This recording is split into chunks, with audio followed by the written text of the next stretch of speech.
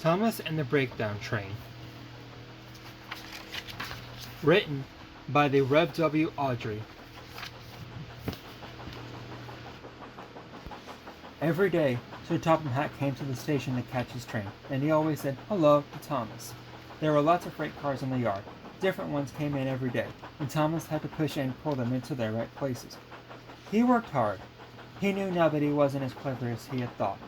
Besides, Sir Topham Hatt had been kind to him, and he wanted to learn all about the freight cars so he would be a really useful engine.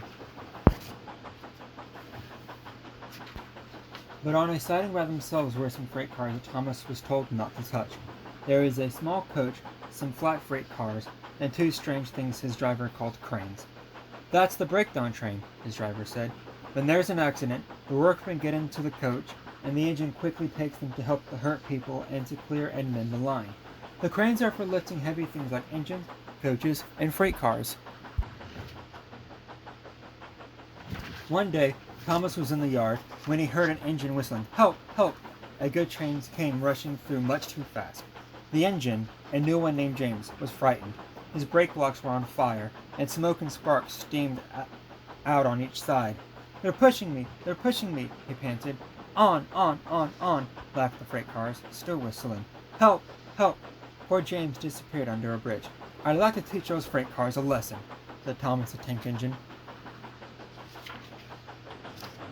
Then a bell rang in the signal box, and a man came running. "James is off the line! The breakdown train! Quickly!" he shouted. So Thomas was coupled on, the workmen jumped into their coach, and off they went. Thomas worked the hardest. "Hurry, hurry, hurry," he puffed. This time he was pretending to be like Gordon. He really meant it. Bother those freight cars and their tricks, he thought. I hope poor James isn't hurt.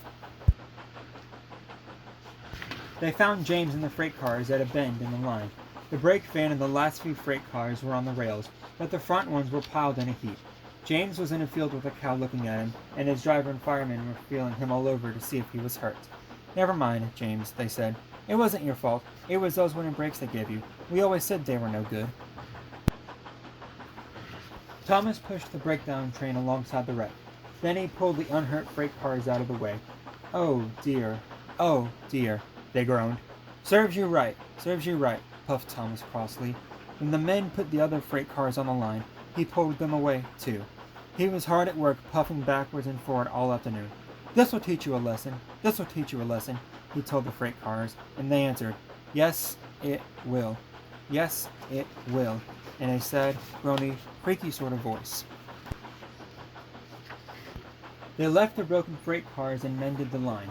Then, with two cranes, they put James back on the rails. He tried to move, but he couldn't, so Thomas helped him back to the shed. Sir Topham Hatt was waiting anxiously for them. "Well, Thomas," he said kindly, "I've heard all about it, and I'm very pleased with you. You are a really useful engine. James shall have some proper brakes and a new coat of paint, and you shall have a branch line all to yourself." "Oh, sir," Thomas said happily. Now Thomas is happy as can be. He has a branch line all to himself and puffs proudly backward and forward with two coaches all day. He is never lonely, because there is always an engine to talk to at the junction. Edward and Henry stop by quite often to tell him the news. Gordon is always in a hurry and does not stop, but he never forgets to say "poop poop" to little Thomas, and Thomas always whistles "peep peep" in return. Yes, that was Thomas and the Breakdown Train. Thank you for listening.